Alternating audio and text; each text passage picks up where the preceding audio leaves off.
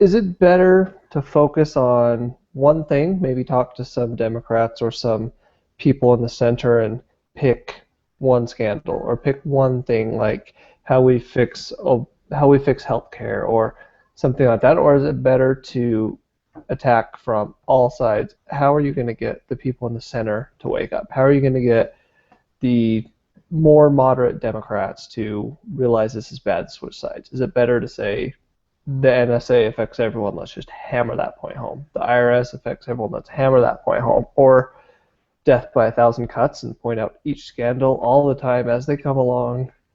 What do you, as far as getting people to wake up, as far as getting that message out, as far as, like Leslie said, don't tell Obama what to do. We know he's not going to listen to us, but we can say, look, this is the problem, this is how we'd fix it. Next scandal comes up, this is the problem, this is how we'd fix it.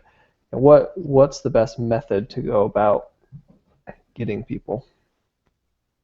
Well, I will say that I'm just gonna throw in something here. Overloading people's senses politically never really helps. So like throwing in like if you're talking to a liberal, throwing in a bunch of things like, well, what about the NSA? What about this? What about that? They just automatically freak out and go into defensive mode, and then you've lost them right there. And then you have to wait like 6 months for them to get back to a normal attitude so you can talk to them. So overloading them with that, I wouldn't advise. I mean, focusing on one issue is nice because then you can really concentrate on it with that one person and go deeper into it logically and socially and how it affects different groups and everything instead of blasting them and like shooting machine gun at them. So again, it kind of comes down to a one-on-one relationship, and then once you've built that relationship, work on one issue at a time instead of just, I mean, like Pradeep does a great job of posting articles, and he posts, I don't know, a couple hundred a day probably, and they cover, he tries to stay on Obamacare because that's his favorite thing and that's what he knows, but he also, every other scandal that comes out, every article, I mean, he's like my news RSS feed pretty much. And so it's like, I mean, do we attack like that and hopefully those people who we have relationships see all of the corruption, all the stuff going on, or is it just one-on-one relationship, get to know the person, get to know the things they care about, and then talk about that one thing until you make headway there, and we just all pick one person and work one person at a time, and have some people that maybe post everything like Pradeep does, and some of us do one at a time. Maybe that's the best way to go. Well, I mean, I would say that like all of us, I assume all of us have like one area that we have an expertise on. So with Podkeep, I guess, you know, okay, you're not okay. But in general, usually we all have our own like passions and whatnot on this and on a certain topic, and so we focus a lot on it. Like when I first started out, I was really heavily into like Islam kind of related stuff, so I really did research that a lot, and so I knew that the most. I will admit Obamacare is not a strong suit whatsoever, so I usually leave that to more experienced people who know their stuff on it. And but with that, let's see. I would suggest when you're talking to one person, it helps focusing on one person and not blasting a bunch of people also with one message. But when you're talking, so you talk to one person and really trying to build some form of relationship is good with them is always a nice thing. And then maybe if they bring something up, like say on Twitter, I have a few people in lists that I check out and see what they're talking about. And if one of them mention something politically, whatever, and it's usually more like they're trying to figure out something, and it's not obviously like they're ranting or got pissed off that day. I usually will try to add something in and then follow up on that and talk about it. But usually I want to outright talk to somebody about an issue, not unless I've already been talking to them for a while. So one thing that Andy says, and he talked about it last week in one of the clips JD shared, is when you're talking to a liberal, say, I love the reason you're liberal on this.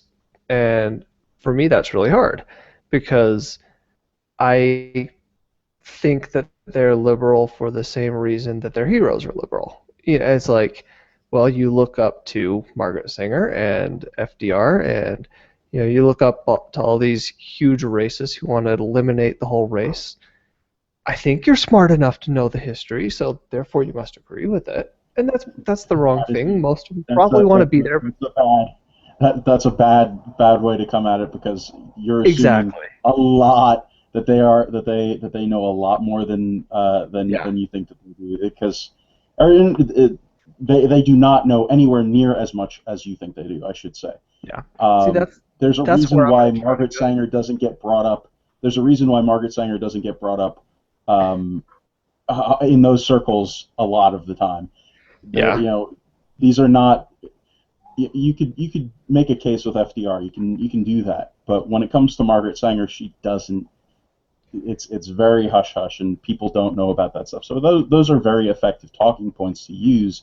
But again, it's if you're talking about abortion as a one-on-one issue, that's a difficult issue. Number one, to Yeah.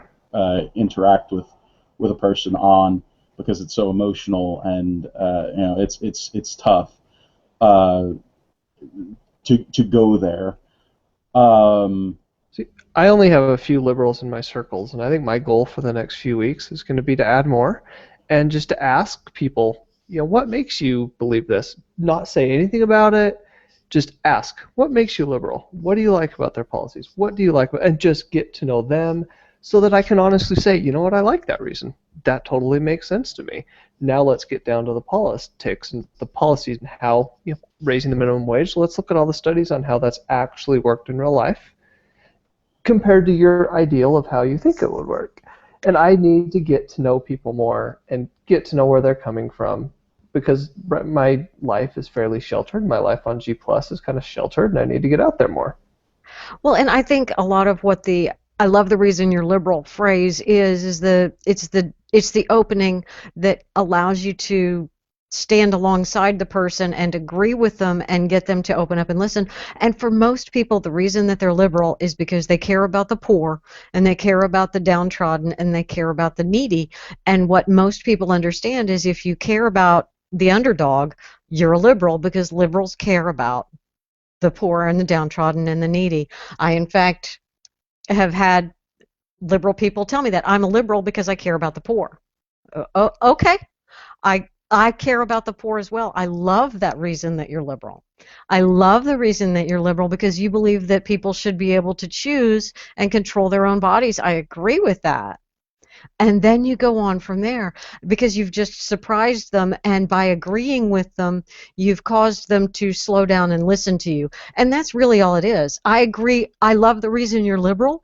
You're actually saying, I love what I'm going to assume is the reason that you're liberal. It may not be the reason they're liberal. The reason they're liberal may be that they love Karl Marx. Who the hell knows? But you're going to start out the conversation by saying, I love the reason that you're liberal. I'm assuming that reason is because you care about poor people, because I care about poor people too.